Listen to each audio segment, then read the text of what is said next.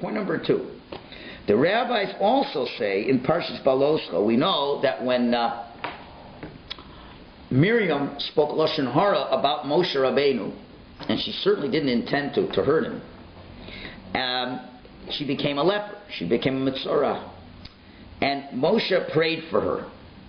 And he prayed to God and he said, Hashem, let her not be like a corpse.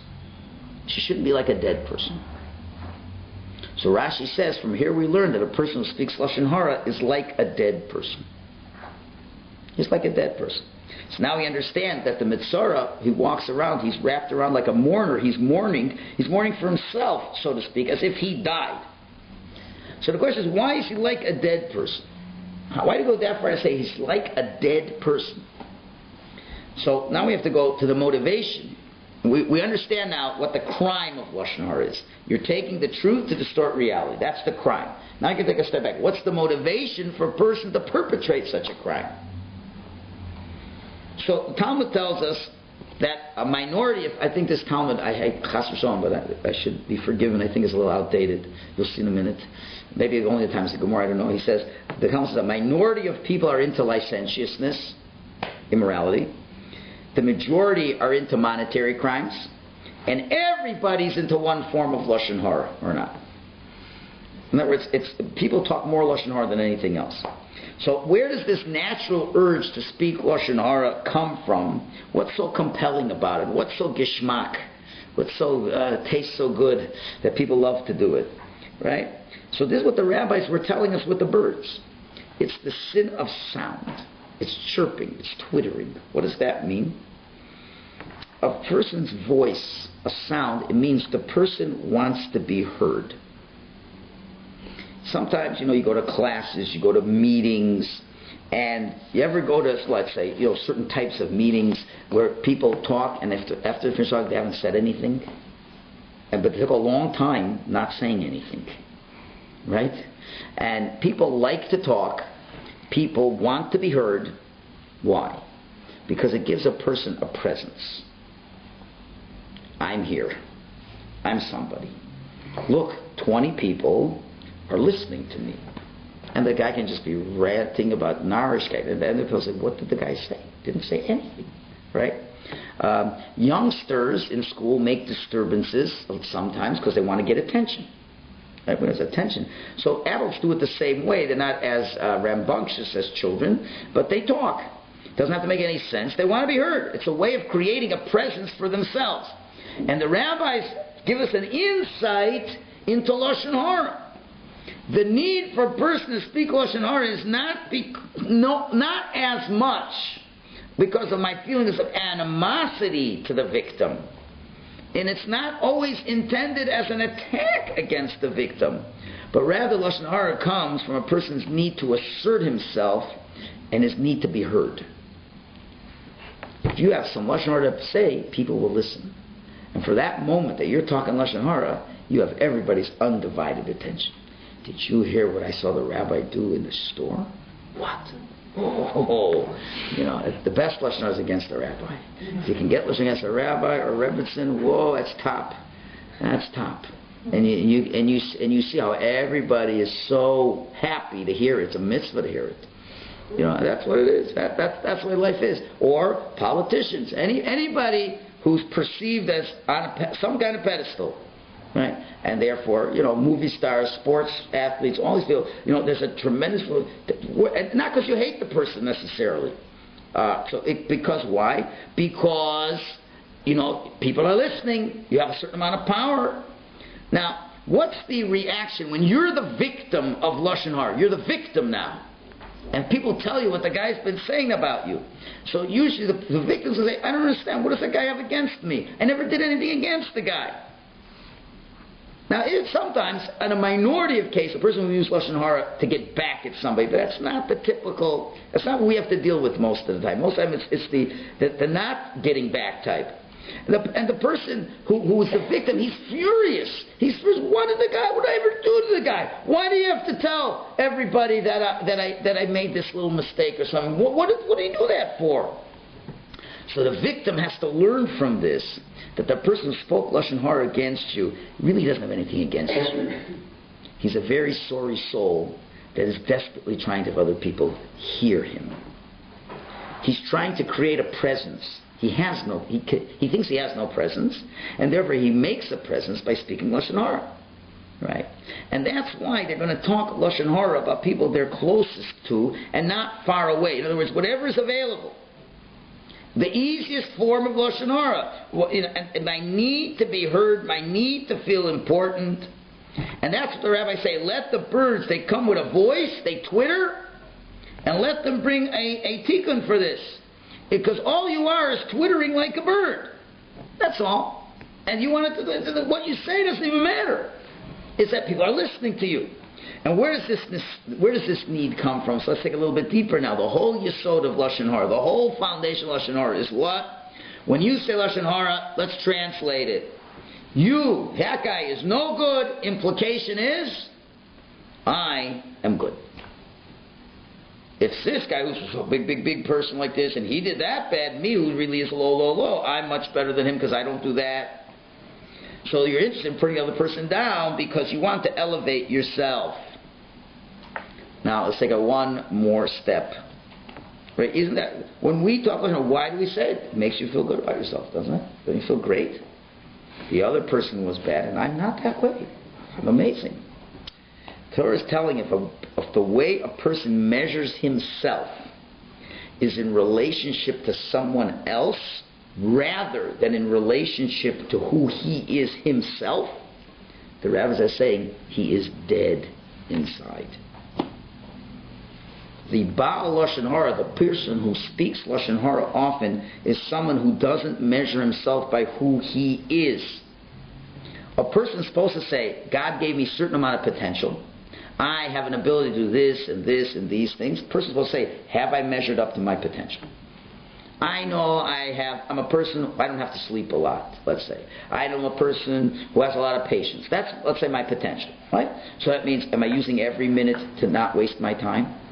Am I being patient with people to the degree I could be patient? If I haven't, I can be better. So now I've 80% my potential. Now I should work on 85% of my potential, 90% of my potential. You should always be measuring yourself against what you can be, and that's a person who's totally in sync to who he is, and he's totally alive. But if you're starting to measure yourself based on what other people are, so you're not really identifying who you are at all. And now you're not in touch with your own reality. You're measuring yourself. I'm a good person because I'm not as bad as him. Now what are you? I don't know what I am. But I know I'm not as bad as him. But what are you? What do you mean what am I? I don't do these things. I'm not this. I'm not that. I'm not that. So good. So who are you? I don't know who I am. The person doesn't know who I am. That person is dead. He's not in touch with his own reality. Yeah, I'm not going to deny he doesn't eat and drink and sleep. But that's not who you really are. And this is one of the worst diseases of Western civilization. Almost everything in Western civilization is with competition. And competition has gotten so overblown in this world, it's incredibly destructive. Competition means the standard I measure myself is, do I beat the other guy? If I beat the other guy, that must make me good. That has nothing to do with the fact of what you are. You have to beat who you are, not beat the other guy, because the other guy may not have the same potential you have. Right? So, there's no standard by which a person measures himself against himself. Right? Because you're only measuring against others. This is in sports, this is in school. Parents say, what's the percentile of my child in the class? Doesn't mean anything. He could be the top of the class and is wasting his talent. He could have a photographic memory. He doesn't have to do anything and he gets hundreds on his test. And the parent's smiling all the way home. Oh, I got the smartest kid in the class. Yeah, who's using 0%. If you say in terms of using his talent, he's the worst in the class. So when I was a teacher, with the younger grades, I had to have them practice reading so they could read Hebrew well. So the thing I did, with every kid is I'd say, so with the really young grades, I say, okay, I would tell them how many, I have a stopwatch, I say, you have a minute, read as many words as you can. And I'd count how many words they read, subtract by the mistakes. Come up with a number. So whatever, a kid reads 30 words, makes 3 mistakes, I give him a 27. Okay, a week later I come up again, so what would I say? So of course some kids got a 27, some guys got a 58, some guys got an 81. So I didn't post the scores 81, 57, 23. That's terrible. But I go to the guy, everybody had their own. I said, okay, last week you got a 27. Can you do better this week?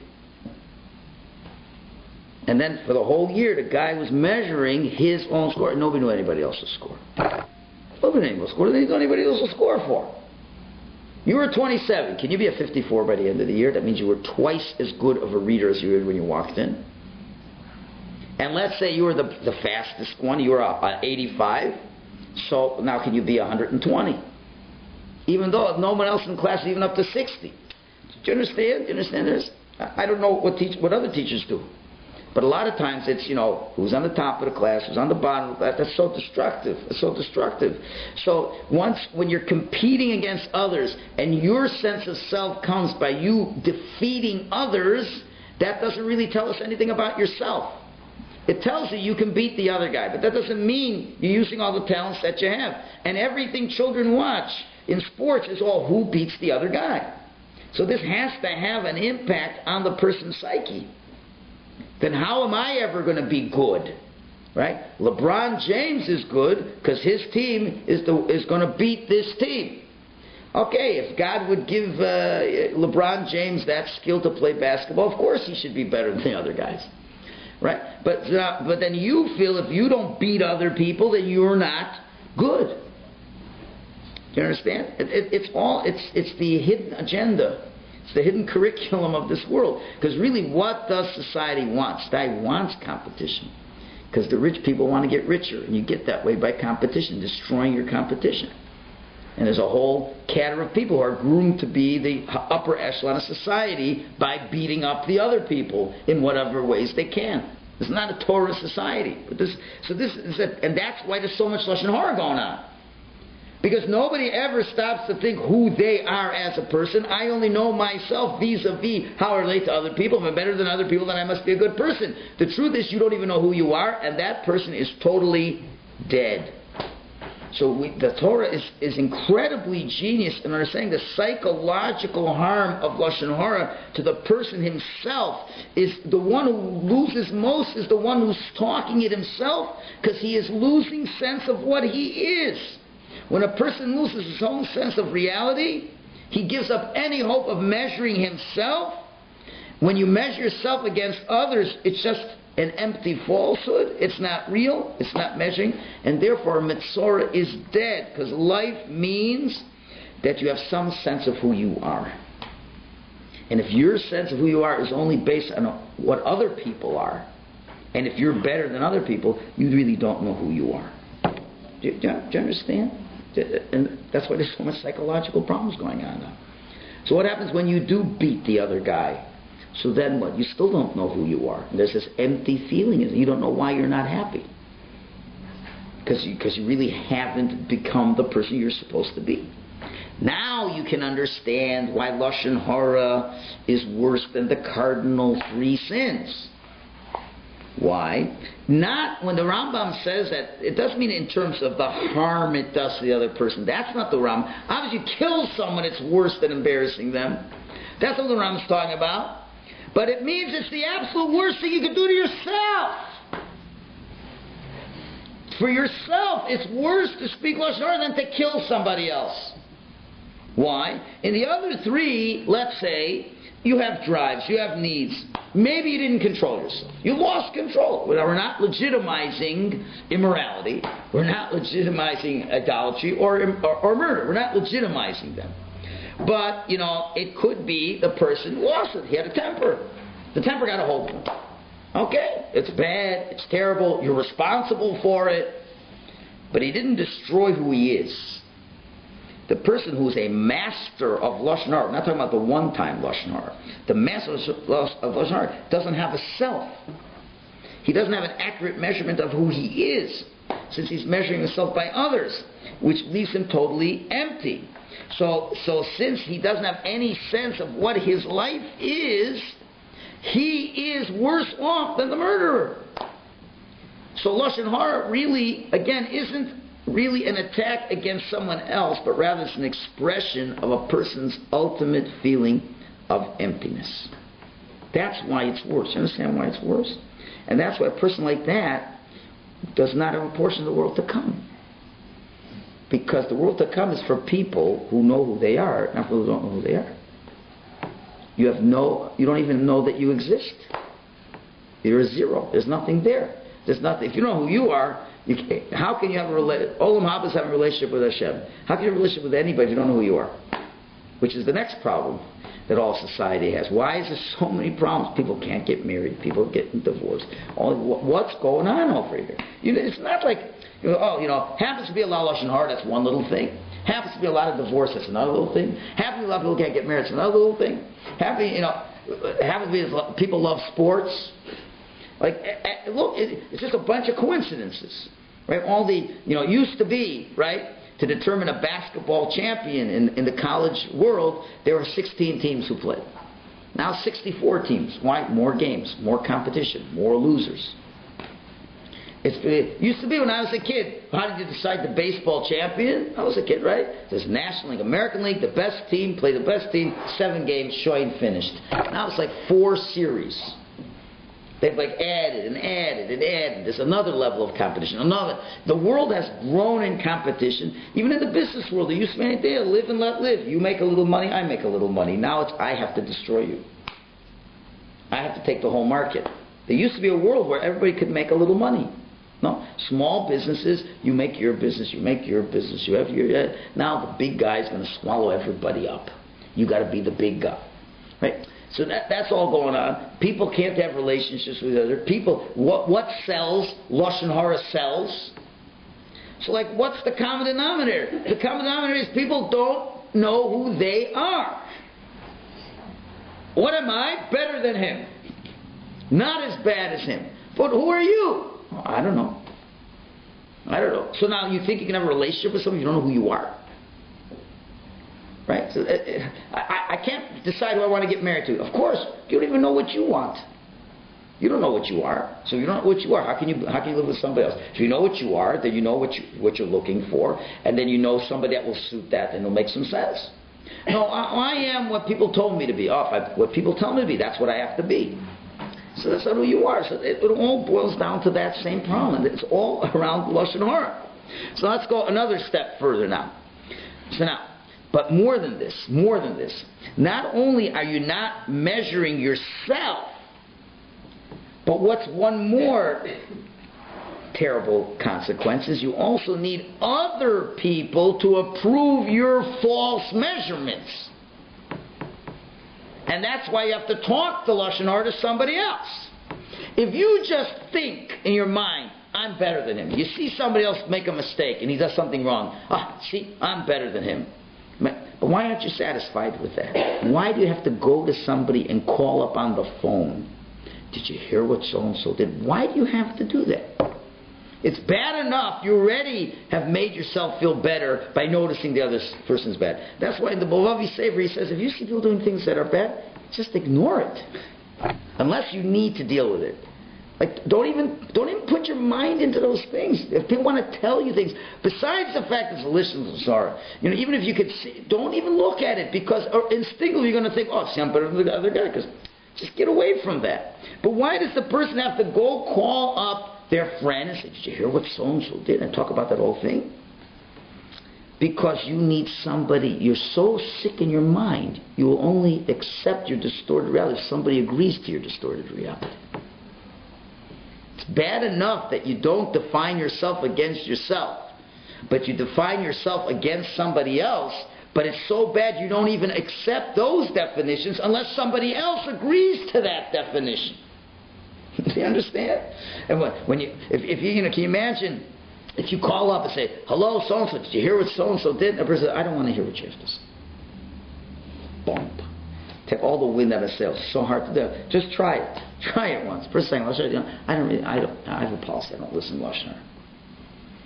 So they have no one to validate their inaccurate standard. Now you understand why when you say that, the person really is upset with you? You know, why at the wedding you're afraid to tell the person in a nice way, I'm really sorry, I don't listen to worship. The nicest is, why are you afraid of that? You know why? Because a person will hate you for that. Why will they hate you? Because they were counting on you to confirm their misguided analysis of who they are. You see, if you would only accept the fact that because so-and-so has is not as in shape as I am. Let's say the person figures, you know, the way I'm important is I'm in good shape, let's say. Or I make more money. Let's say I make more money, right? I said, you hear so-and-so? He's really doing bad in business.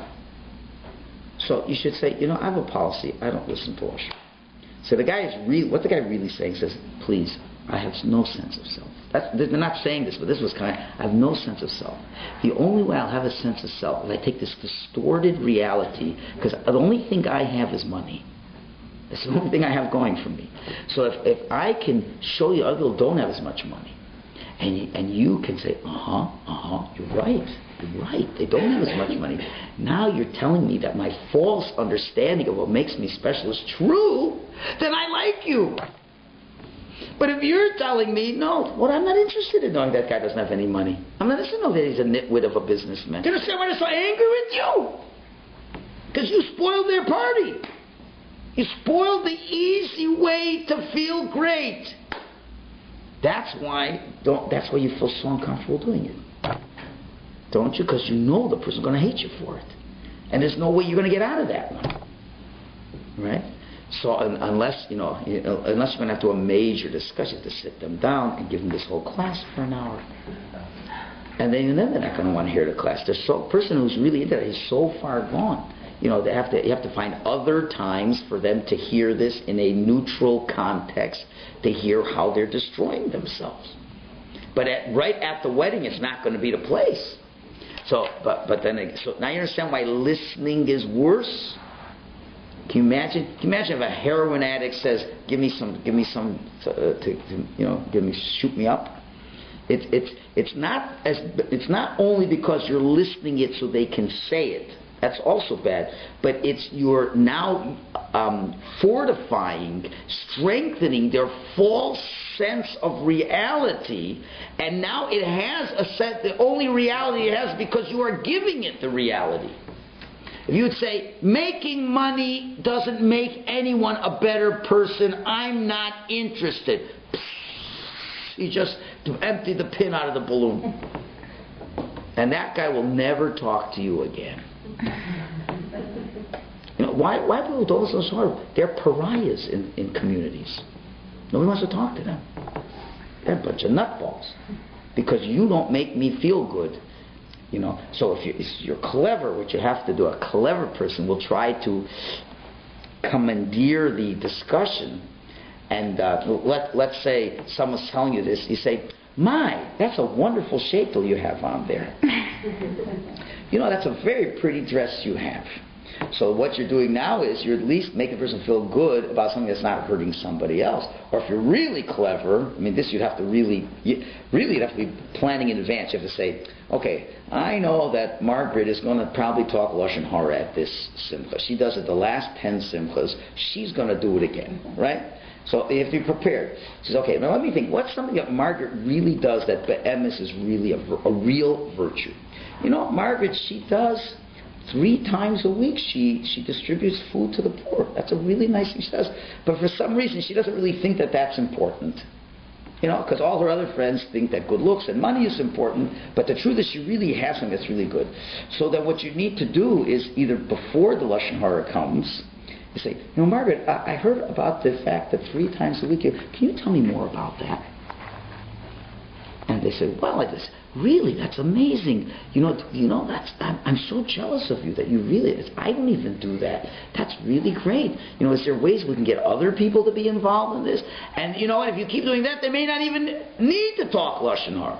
Or if you weren't asked for, at least when they're going to start, at least change the subject to that issue, and then they won't get hurt by you doing it because you said something good about them, but it's really true about them. You see, so if you understand what the problem is, then you could disarm them. You have to be really clever, because usually you don't have a lot of. Usually comes. You have to really practice this. You have to role model. You have to do, like, what do you call it, play acting, and say, okay, what would before you go to a wedding, you should say, because weddings unfortunately are a hotbed for this, because there's so much time to do nothing. There's way too much time to do nothing, so people's got to talk. Someone's got to talk, right? So you have to say, okay, what am I going to do if something comes up? What's going to be my response to how to deal with that? Okay, good. You had a question? Yeah, so the question was, what about the Indian not to embarrass someone in public? Because obviously that would be mortifying, and if other people overheard that, wouldn't that be a concern? And then my other comment... what do you mean, embarrassing by saying I don't listen to Lashon Hara? If you're at a table... First of all, you're not embarrassing the person. You're saying, I don't listen to Lashon Hara. Yeah, if a person smokes and says, can you please put out that cigarette, you're embarrassing them. Well, it comes as an accusation. Yeah, let's look at what the options are. 9 people will hear Lashon Hara and lose their Olam Haba. Or you're just teaching the table that we're not supposed to listen to Lashon Hara. What's the lesser of 2 evils? You're not saying, you low, good-for-nothing bum, why are you talking Lashon Hara table? Don't you realize that Lashon Hara is a person who has no self-worth? No. They say, I have a policy, I don't listen to what people say about other people. Now, because there's 8 other people who are going to listen to it. You understand? So, what are you supposed to say? Please, let's talk about something else. You're not insulting them. You say, I'd rather talk about something else. Do you want to hear what they said about? I'll tell you the truth. I don't want to hear. They said I don't want to hear. And let's talk about something else. You're not embarrassing them. What are you going to let them say it? I think another alternative, though, is when the paradigm that you began with, where you have truth, partial truth versus reality, which is greater context, is sometimes you provide that greater context. No, that won't work at all. I'll tell you why. Because why is the person talking about it? Because they want to show how better they are than the other person, right? So therefore what they'll do is they'll say, no, that's person. They only do that for other reasons. That's not really, they'll only make them more inferior. Because remember, they want to be somebody. So they'll take any other good, and now that's why I'd rather don't do that. Because they will fight even more against you. They'll take whatever good that the person does and say how bad that is. They'll even go more. It's like a person who's angry. You don't try to calm them down. So the person's in Lashon Hara gear mode.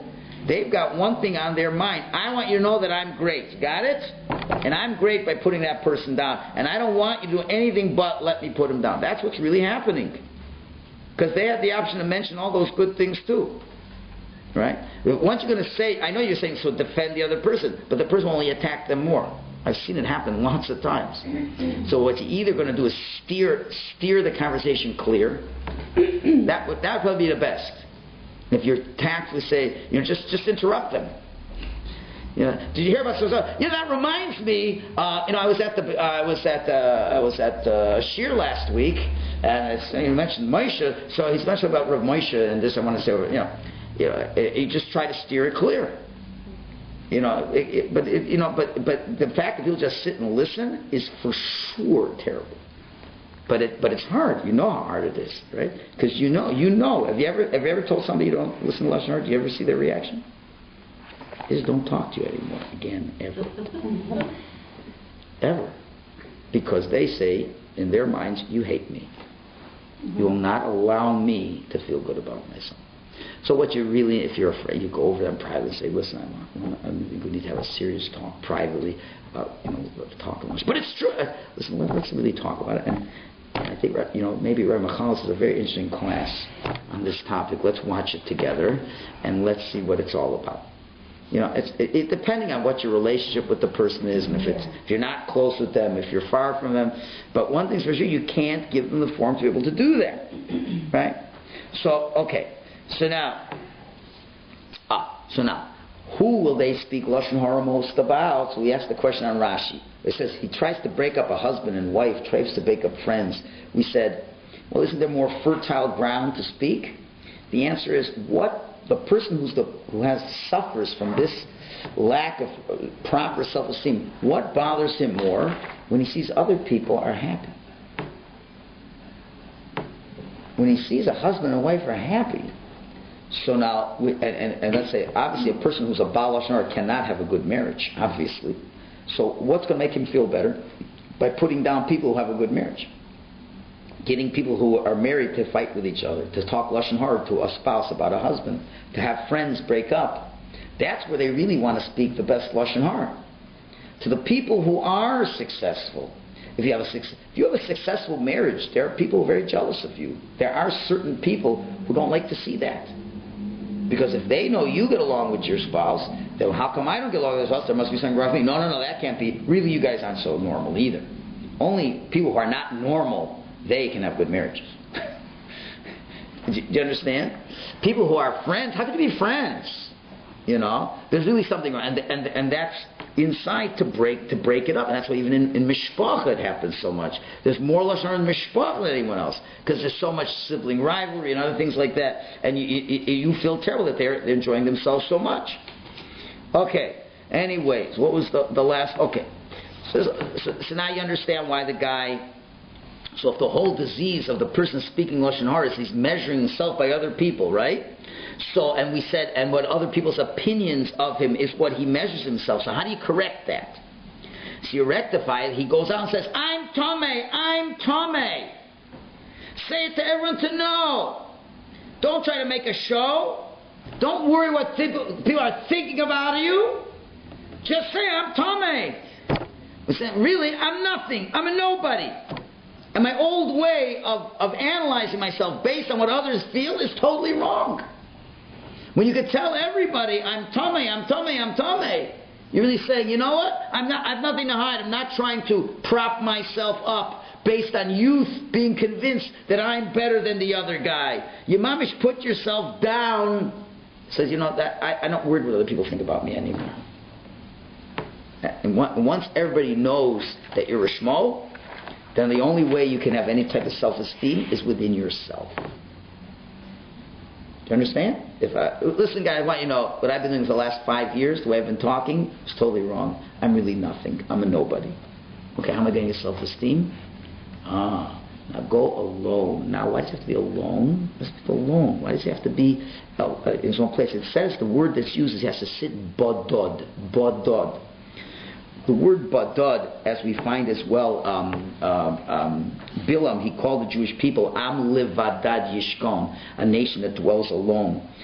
Alone isn't the proper word for badad. Badad really means self-reliant. There's a difference between alone, lonely, and self-reliant. Self-reliant means I stand on my own and I don't need anybody else to make me feel good about myself. The Jewish people, Bilam, the greatest anti-Semite, knew they really are a self-reliant people. They're a people that by nature, they don't need to feel good about themselves if the United Nations says that they're a good people. They're a people who know in of themselves that they're good. They know what their challenges are. They know how they have to improve themselves. They don't have to get the nations of the world curry their favor to feel good about themselves. That's what Bilam knew, which unfortunately some Israeli politicians don't know. And that's what the person speaking Lashon Hara has to be alone to contemplate who he is. He shouldn't say anybody. You put him next to Rabbi Lowy, it's going to be worse. He's going to say, I'm worse than Rabbi Lowy. So then he's got to find another way to think he's a better guy. Right? You don't want him around anybody. It's sort of saying you become a self-contained person. Sit by yourself, contemplate your own reality, and figure what is good about you, what is need to be improved, and work on improving yourself. When you work on improving yourself, you don't have to worry about knocking other people anymore. And finally, what was the message of the peddler? What was the message of the peddler? Well, very interesting. We think people who don't talk Lashon Hara, they live in an ivory tower. They're in a monastery. They don't deal with people. They're not normal people. How else can you live without talking Lashon Hara, right? So, yeah, these are people who live in another world. They don't live in this world.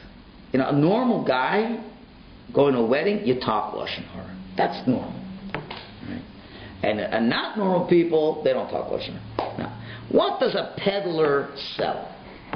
What does a peddler sell? Does a peddler sell the next world, or does the peddler sell this world? A peddler sells this world. He sells you things that will help you enjoy, gives you this worldly pleasures. So the peddler says, you want to live in this world? You want to enjoy this world? You know what it is? Don't talk lashon about other people. In other words, if you're going to measure yourself against somebody else, then you don't even have this world. You're already dead in this world. If you don't talk lashon hara, that means what? You're measuring yourself against yourself. You're alive.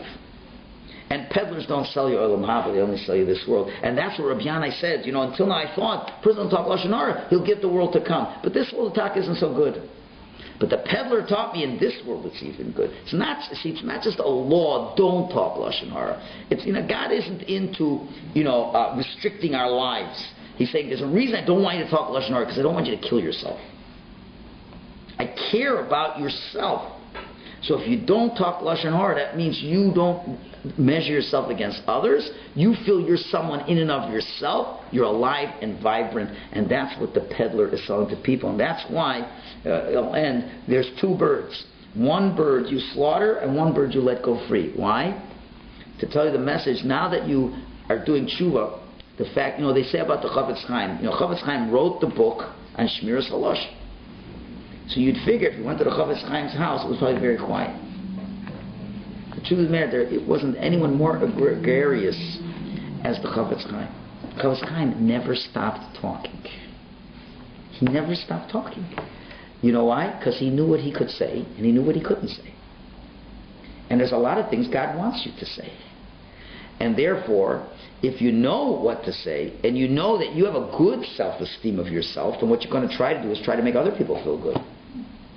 Right? So Chofetz Chaim never stopped talking. He would always, right? And you'll see great people, they're always talking, but they're never talking lashon hara. So there, one bird you kill, the lashon hara you kill, but the other bird flies away. In other words, I still want you to talk. I don't want you to hide from other people. I don't want you to say, might be lashon hara, might be lashon hara, might be lashon hara. You're only worried about that if you don't measure yourself properly who you are. Once you have the right self-esteem, and you're comfortable with who you are, and you're comfortable in your avodas Hashem, and you're only looking at yourself, measuring yourself, then you're not thinking of other people in that way. You'll never come to speak lashon hara even by mistake, because you're just not into putting people down, because you don't need to put people down. And therefore you have to let one bird fly away and enjoy that. So it gives us a good insight. So what we really have to learn from this parsha is to start inner focusing. And you want to beat up somebody? Beat up yourself. And see, inside yourself, think lashon hara about yourself, and you say, you know what? I'm not good in this area. I have to improve in this area. Keep it inside. Don't have to look at others, and then you won't ever say it against others.